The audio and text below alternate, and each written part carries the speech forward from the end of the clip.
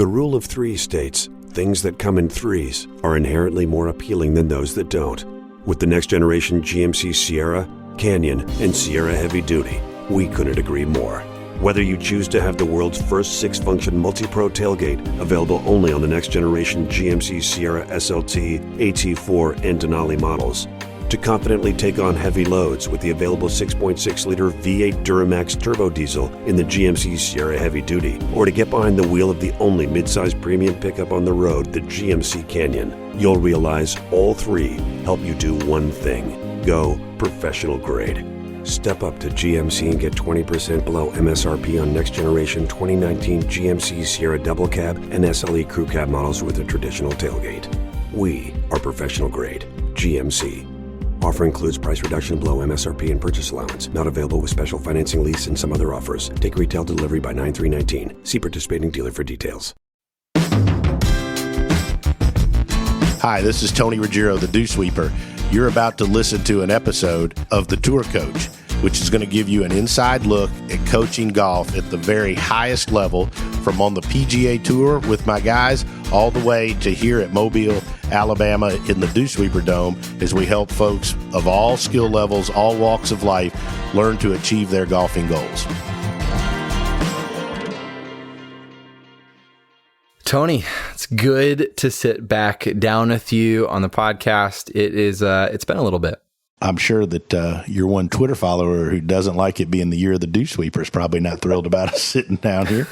But we should fill people in that we do have a Twitter follower who has said that there's just too much Dew Sweeper here this year. It's been the year of the Dew Sweeper. So, well, I mean, I think obviously, which I think is interesting. Let's talk about this for a minute. Is obviously you've done 2 or 3 projects with us coming to programs that we do. But I think it's interesting because if you look at a lot of the information that Golf Science Lab has put out, first of all, like that, the stuff you've put out on practice and different things you've done lots of stuff that don't involve us. But a lot of the stuff that you've done at camps and at programs with us, you've done stuff with Greg Carton. I know you've got some stuff where you've filmed some stuff with Mac Barnhart and different things. So there's lots of content coming out of that, not all revolved around me.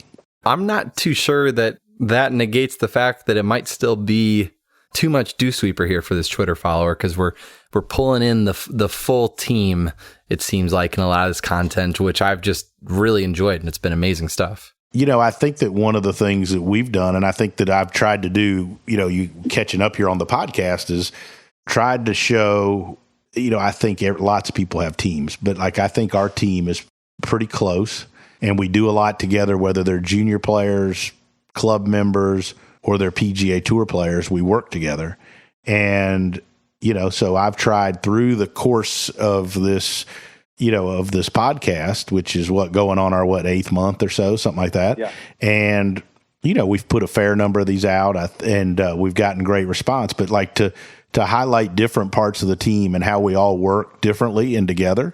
And, I think it's been fascinating. And then the opportunity also that came about, you spent some time with me there this year in August. We opened up at Frederica and opened up at the Learning Center there. And it's been an incredible opportunity and an incredible place for me, because the facilities combined with everything you have there, and then the opportunity to bring really ambitious, good young players, people wanting to get better, and then surround them with this team in a more regular basis. And I've kind of rotated out the team. Dr. Greg's been there a couple times.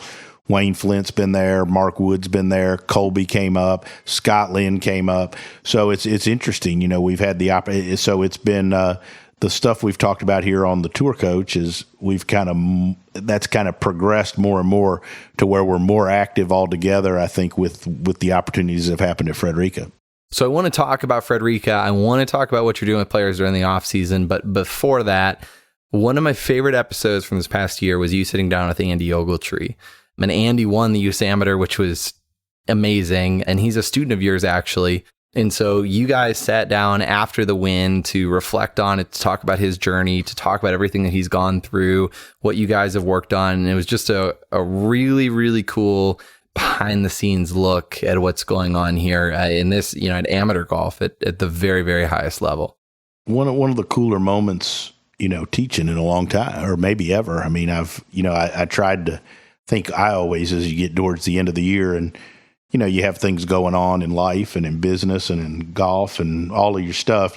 Sometimes you sit and you start thinking of the things that, like, hey, what were the highlights and the highs and the lows? And I've been very fortunate to, I haven't had wins like Butch or, Sean Foley or some of those guys, but we've had some guys play some nice golf. And, that was a pretty damn good day. I mean, watching them play that whole week and the interaction that we had through the week of sending videos and like texting and talking about how he was hitting it and how to prepare and then watching his mental state as he got more and more belief and certainty that he could win that thing as the week went on was really cool for me as a teacher. And one of the cooler things I've been a part of. And I've shared this with you. Like, he's a great player, but he's been an awesome guy to work with. He's one of my lower maintenance guys, but now our job has shifted. He's obviously got basically a semester left at Georgia Tech, and they're in the hunt to win a national championship. They're a great team. Coach Hepler up there has done a phenomenal job, not just with Andy, but that whole team. And they're so well prepared, and Andy has been so focused on his short game and scoring. He's done such a great job. So my job now as a swing coach and team coach here, as we start to surround him with people and things that he'll need as he goes to the next level, and to really make sure that he's prepared for what looks like, I would guess, is going to be his first tour start would probably, as a professional, is probably going to be the U.S. Open. So exciting things ahead with him, and I'm sure we're going to hear more from him as we go through the spring and we talk about stuff coming up. No, absolutely. I remember like one of the pieces around that podcast, I'd asked like, hey, can you send me a video of him? And you sent a video of like that he had literally sent you from the range at Pinehurst, to check out his swing. Like that was pretty funny. So yeah, you guys are working that whole week, obviously still. Yeah. And we still do. He's out in Monterey Peninsula, finishing up the last term of the year. And, he sent me a video from out there, and then I'm going up to see him in a day or so, or, in the next few days, and see him. He's going to have his first time he's been home since winning the amateur. It's going to be awfully nice to be part of that, but we're going to sneak in a little work, and then we'll do some more off-season stuff as we get ready for next year. Big off-season for him when you start talking about off-season. What do you think? You have a lot of college players you work with, all kinds from D1 to D3 and, everywhere in between. What do you think separates him from the rest? Because, his swing is maybe a little unorthodox. It's his swing. Like, what separates him, or like what allows him to, win the U.S. Amateur, be an elite player and do so well? Any ideas? I think there's a couple things. I think one, he doesn't try to swing like anybody else. I think it's really easy for guys that are good players when they get to college, especially major programs, and they're surrounded and have access to lots of stuff, right? And then they go and they've all play, most of these really good players all play the same basic tournament schedule throughout the year. And so you're around lots of information, you're around lots of great players. It's easy to get caught up in what other people do. And I think he's done a hell of a job of figuring out what he needs to do and understand what he needs to do and sticking to that. I think he does that as good as anybody I've ever seen his age, and probably better. And so, Robbie Shelton would have been the other one that at that age that I thought was really, really good at knowing what he needed to do. And so I think that's his strength. I think he has a great understanding of his golf swing, what he wants it to do, doesn't care if it looks or does exactly, or numbers or whatever, are exactly like what other people might think is ideal. And then I think the other trait is that he's trying to get better every year, but he's not looking for like these huge spikes. He's not looking to like go from, whatever, like to be the best player in the world in one semester. He's trying to get better every year and understands that it's a process, and he's very committed to eliminating weaknesses. And, I know we talked about it, I think, in the podcast. When I went to Pebble with him last year's amateur, we had a talk about the fact that he needed to just, like, you don't need to play any better or hit the golf ball any better. Rather, you need to tidy up the details. I always call it, I heard it from caddy Jimmy Johnson, it's brushing your teeth. Like, you brush your teeth each day. You just clean up the little things, like, work on eliminating 3 putts. Make sure you don't short side yourself. Don't make bogeys with wedges. Don't bogey par 5s. Those types of maintenance things are the difference between what he was shooting, and what he's shooting now and how he won the amateur. And if you watch the amateur, he didn't ever beat himself by making any of those mistakes. I think that's why he won, but I thought that was cool because a year ago we stood on the putting green at Pebble at the practice putting green, and we had that conversation he's like, well, what do I need to do to make another big step? And I was like, I don't think it's your golf swing. I mean, we're going to continue to clean up and tidy up and refine, but your golf swing's your golf swing. You're a great player. We got to get where you clean up and tidy up your rounds, brush your teeth every day. Yeah. No, I think that's a really consistent theme, of maybe you haven't said it in that way, but like of all of your players, like you're always working on the golf swing because, it's always evolving. Like our bodies are always changing, et cetera, et cetera. So you always have to work on that, but it's the other things that separate. And then people get in trouble when they go chasing down, some rabbit hole and ignore that brushing their teeth and doing the fundamentals, doing the important things that actually matter when it comes to scoring. Yeah. And I stole that from Jimmy Johnson, obviously. And we always joke about it, but like told me that at the first tour event I went to ever with Bobby Wyatt. And, I've just always liked it. I've liked the analogy, and I stress that, I used to just stress it to like those guys, but more and more, I think that if you can get younger players, whether they're in high school or what have you, to understand the importance of your golf swing's your golf swing, you're going to keep improving it. But like your golf swing doesn't have to be perfect to play far better most of the time than they play, And so to me, that speech, I'm sure, most of my juniors and those people have heard that stuff, but there's so many factors now in becoming a great player. And one of them is cleaning up the details. Yeah. And it's funny, you said there's only 2 guys, you said Andy and then Robbie Shelton, that that did that really well of owning what they had and working on those other things. And yeah, and I think Bobby Wyatt did a really good job of that in college. Yeah. But like Robbie has always done that. I mean, I thought that was like one of his strengths is that he understood what he did, didn't necessarily listen to lots of stuff, just stayed committed to what he did. And I think he's done a nice job. And to his credit, even when he didn't necessarily play as good as he wanted coming out of school, he didn't veer off from that. He didn't change from that. He stayed committed to what he does. And now he's on the PGA Tour, and he's had just a bunch of success in the fall. And you're going to hear from him in an upcoming episode. I mean, like we joke. I mean, like I didn't really see him much from from February all the way till Vegas because he was playing great. He knew what he was doing. And I think that's a cool thing as a teacher. Like, I mean, it's sometimes teachers get their feelings hurt. Somebody doesn't need them. But like, I mean, guy's playing great, winning, he's getting his tour card. I mean, what the hell am I going to do? I mean, I'm going to go mess him up. So, but like, I think that'll be a great podcast that we have coming up. But, Andy's another one. Andy understands his game and the things he's got to do to get better. Was it, I might be way off base here, but was it Robbie coming out of school? Did he try to change a swing or try to hit it farther his first year out there? So was it something like that? No. I mean, I think in college, his second year, he tried to hit it a little further, and did some stuff on TrackMan. And I think it changed, and then he didn't play as good as sophomore year, right? But then got back to what he did as in that summer. And that's the summer that he almost won the Barbasol up at Auburn as an amateur. He was 3rd or 4th, something like that, finished.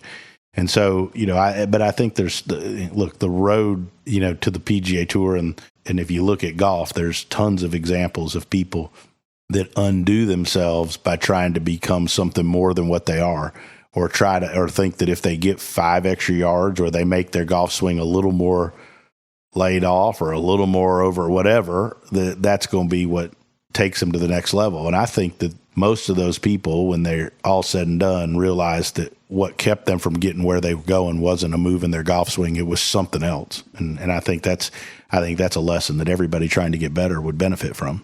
Absolutely. So you're up at Frederica now, which is an amazing, amazing facility, probably one of the nicest places I've ever been. And, on Instagram and whatnot, seeing the guys are coming up to see you. Lucas has been up there. Tom was just up there a little while ago. Let's talk a little bit about, what is the off season looking like here, with your guys? Like, what are you working on? Like, why do they come see you? Like that kind of thing. Well, I think everybody's different. You tailor the program to each of them. Obviously, So we'll use Lucas as an example. Obviously, played the whole year, made it to the Tour Championship, which was a goal. So it was obviously a really good year. Still have things I know that he wants to accomplish and improve on this year.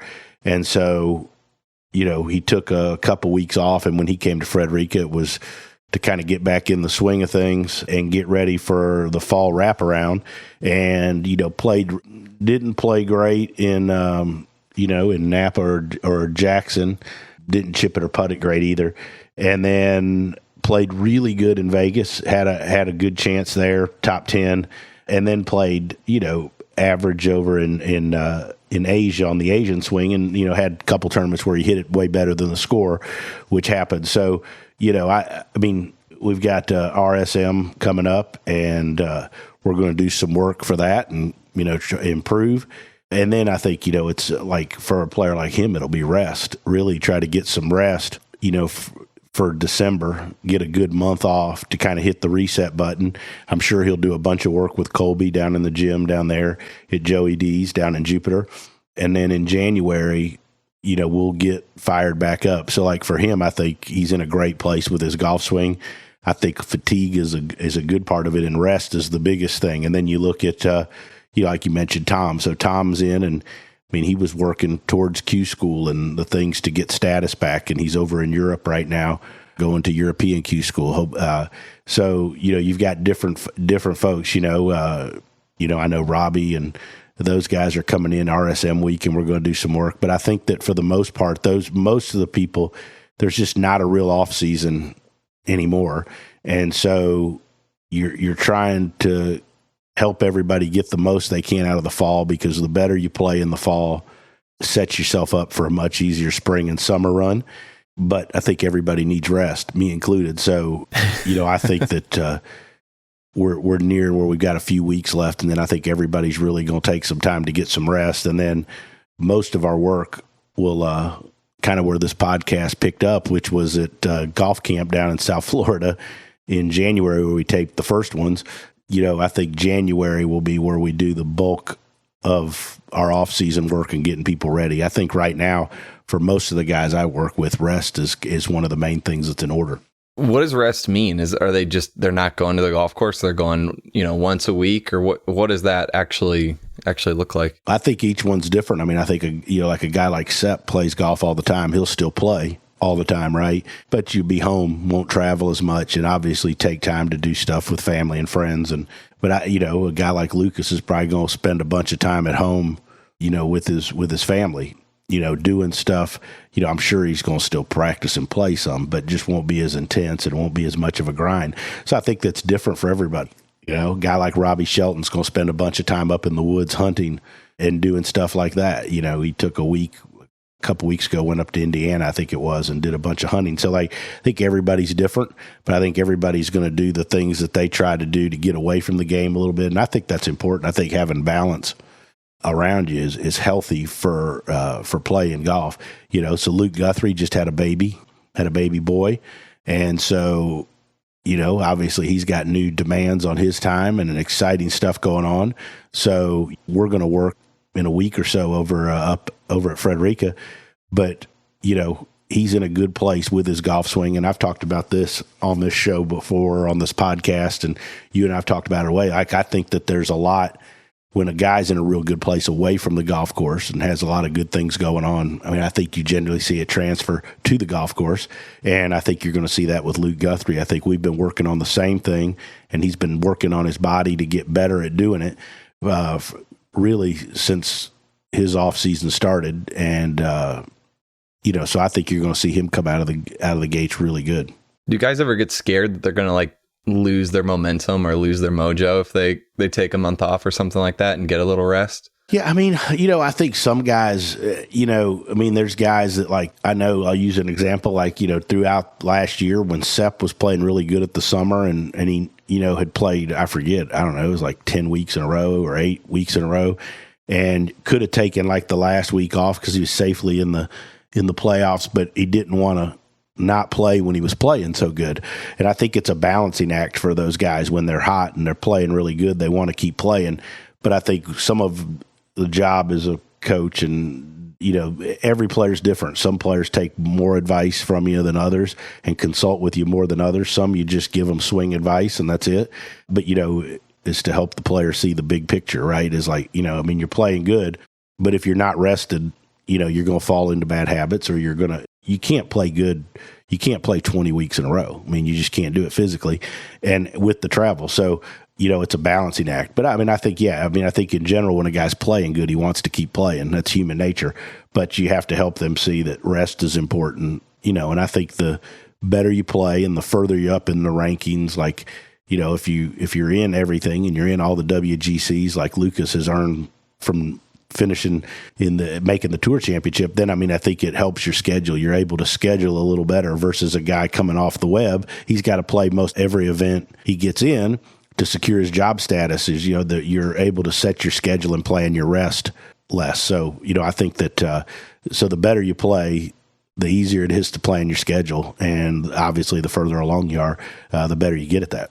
And does the off season or like some of the prep that you're doing look any different for, you had a really good year last year, a lot of players staying on the PGA Tour, a guy like Robbie getting out there, a lot of really good things happening. But, a player like Tom, who's now going to European Q school, like, does it change, kind of the work that you're doing depending on, where they're headed right now? Or is it all does it all kind of look the same regardless of where they're at? Yeah, I think I'm a big plan guy, so I don't think any plan for any player that I currently have is going to change very much. We're going to evaluate their stats from the past year, look at the things that we need to improve on, find ways to address them. But like certain players, like I think for Lucas the biggest thing is rest. I really feel like he had a great year, gave himself lots of great opportunities, got a great 2020 ahead of him schedule wise, in all the majors. So like, I think being prepared and rested for him is the most important. Like, I don't think we need to change his golf swing or make it any better. Like you take somebody like Robbie, who started out, played great all summer. We didn't really work very much because he was playing great. Last month or so, probably hasn't played as good as he'd like for sure. So we'll kind of sit down over the next little bit and see what's different from when he was playing good versus now, and kind of hit the reset button. And I would say that rest and a little bit of a reprieve from the grind of golf is probably in order for him as well. That'll help that. But every situation's different. But I don't have a single player that I'm going to change, or that I don't think that they're going to change direction in what they're doing and what their approach is. I mean, they've all, to a certain extent, had good years and success. Like a guy like Zach Suker, a great year. He's got a great opportunity this year. At his best, really played his best, and he's gained a lot of confidence. Like, to me, I think the big difference with him is now, because of his hard work and because of how he's played, he actually has confidence and believes he belongs out there and believes he can compete and win, versus like hoping to make cuts or just wanting to make cuts. So to me, the biggest thing is his outlook and his approach to what he's trying to do is different, and helping continue to push him to work on the things that he needs to work on, maintaining the good things he's doing. A lot of it's maintenance when you've had good years. Totally. And I kind of asked that because, a lot of people probably think, so somebody like Tom didn't retain his PGA Tour card here. And, a lot of folks would think like, oh, maybe it's time to start changing something, or we got to look at this or look at that or blah, blah, blah. Yeah. Right.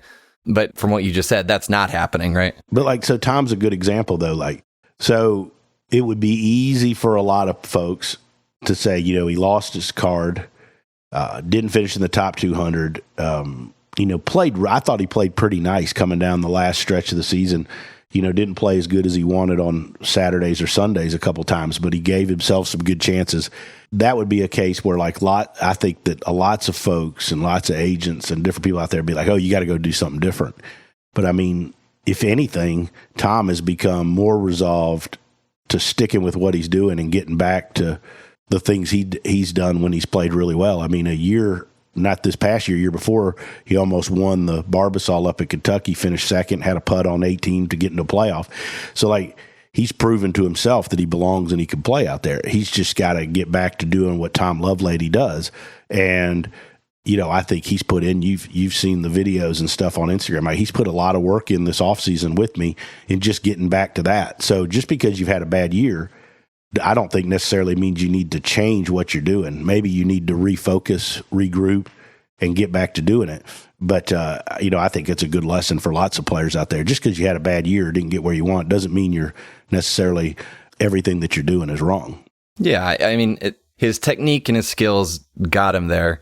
And there's a lot more besides that going on, when you're playing like that. I mean, there's the whole travel and adapting to this new kind of, life that's happening now that you're out on tour. And there's all these other skills that you have to grow and learn. And so now when he gets back, hopefully he's more prepared. So it's not hey, let's go, maybe we should start hitting a draw instead of a fade, or, maybe, it's not something like that. That's not what needs to happen to get him back there. Yeah. And I mean, so like, I think one of the interesting things that we do, I mean, I think as a tour coach is if you have, like, I like having long relationships with my guys. We've been with each other for a long time.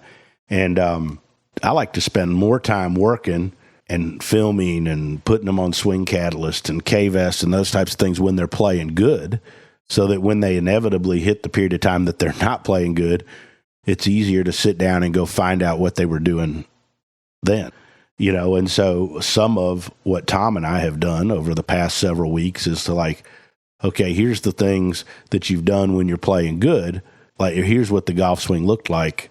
Let's get back to doing that. In fact, Jackson and I were with Tom, and we were over there at Frederica, and we were out at dinner, and we pulled up some old videos of when he played really nice at Honda 2 years ago, played a great weekend. I mean, he was like 6 or 7 over through 9 holes, and then comes back, makes a cut on the number, and then plays great on the weekend and finishes like 18th or something. And, like, it was obvious how much more hip turn he had going back and how much more trunk rotation going back. And we pulled up videos from when we were down there working with him and Lucas in South Florida in January, and how much more he had. And so you're like, okay, we got to get back to doing that, and then the correlation is, well, physically he's got to be able to get back to doing that too. So, Colby's there, and we get with Colby, and Colby works his ass out and gives him some exercises to do more of that. So I think that's real helpful. I mean, I think that's part of the process of helping guys maintain their career, improve, and get to where they're trying to go, is understanding what they're doing when they're playing good, and then helping them figure out how to do it. Yeah, no, absolutely. So I think it's really interesting to watch these, different players do, all these different types of routes, like you talked about. Like, every player is a little bit different, and there's no one thing that's going to work for each player. It's good to have awareness of that, but as a coach, it's got to be really hard, because you can't just plug everybody into like this one thing and press a button and then it works, right? You have to adapt and you have to change, and that's the hard part of that's the toughest part of being a coach, is figuring out what's going to work for each player, which is definitely an art. Yeah, I mean, and I think the thing as a coach is if you have a stretch where everybody's playing good, there's going to be a stretch comes where everybody plays bad. So, I mean, everybody's different. So you have different plans or different things you're looking. And I think the challenging part is everybody's different to handle, right? Everybody communicates different. Some guys we text all the time. Some guys, we don't talk near as much. Some guys like to work for 2 days at a time.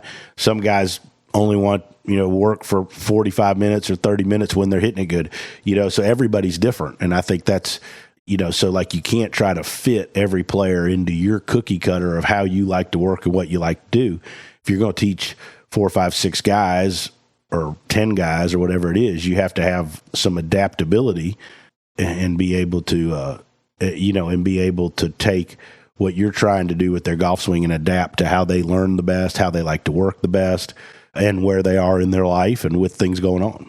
So rest is good. It's not something to be scared of. Any kind of like thoughts on how people get back to it? Because like our listeners, right, golfers, obviously going to take a break this winter. If they're in anywhere north, there's probably going to be a couple months off, maybe more than that if you're in Minnesota like me, maybe 6 months off. It's really exciting. But there's lots of things you can do now when the weather isn't great to hit a golf ball, right?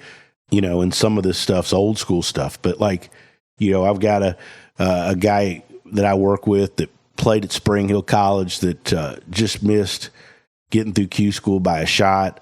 Wesley Hunter, great young guy, right? So he's working on making some changes in his backswing. He's doing a ton of mirror work, right? He's making swings in a mirror, slow motion swings, doing a bunch of swings without a ball, filming it and looking at it, and he's having success. Like, so that's something that if you're up north, you know, that some guys will do that in the off season. That's not for everybody. There's guys that'll have a net in a garage and still hit some balls when the weather isn't good, you know, so everybody's different, you know. But I think the biggest thing that's changed is, so now I think the off season, as much as anything, and Lucas is a great example of this, like last winter, he really, really worked his ass off in the gym. And the stuff that he did with Colby enabled him to do the stuff we were trying to do in his golf swing much more easily, much more often, and more repetitive. And he picked up speed, and he had his best year in 10 years or whatever it was. So, like, you know, the off season, if you're trying to get better, doesn't mean you have to be hitting golf balls and playing. There's lots of ways to address things in your game. And I would tell you that the first and foremost part is getting some advice from somebody that can help get your body more able to do what it needs to do in your golf swing. And that's for any skill level, Cordie. I mean, you know, there's things like balance, and, you know, balance is a huge deal. I mean, there's things you can do and programs you can get on that can improve things for any level of handicap golfer while it's over the winter when they can't hit. Well, and I mean, that's one of the most interesting things was that Lucas, what was his club head speed up, or is his ball speed up like 7 miles an hour, or what? Yeah, ball speed was up like 7 miles an hour, right? And the club head speed was up, you know, at times over 4 miles an hour. You know, on average, it was at least 3, but that's a lot, right, for a tour player. And so, you know, that's 100% the work he's done with Colby, right? I mean, I was asking him to do the same things for the most part.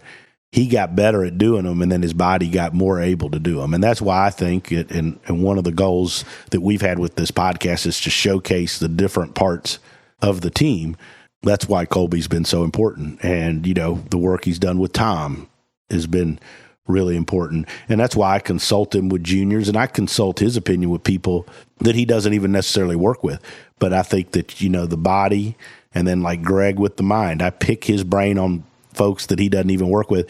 Like, all of that stuff interacts with each other, and you've got to have a good understanding how to manage, you know, all parts.